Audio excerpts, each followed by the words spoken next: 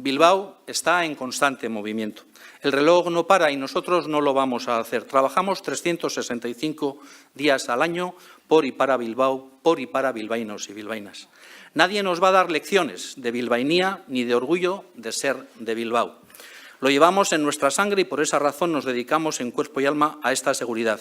La ciudadanía nos quiere ver juntos, trabajando para dar soluciones a sus necesidades y para impulsar el desarrollo de esta ciudad. Hagámoslo. Necesitamos sentar el futuro de Bilbao en valores firmes, en principios sólidos y soñar cómo queremos que sea esta ciudad dentro de 10, de 20 o de 50 años. Y queremos hacerlo con la participación de todos los sectores de la ciudad, que la opinión de todos cuente a la hora de diseñar lo que queramos ser.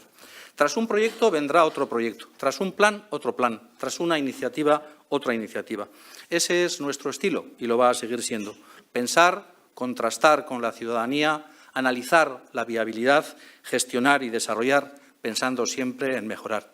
Pisamos la baldosa de Bilbao todos los días, ponemos los 5 sentidos en este Bilbao que tanto queremos y en sus gentes, en este Bilbao de acuerdos y de futuro de la ciudadanía.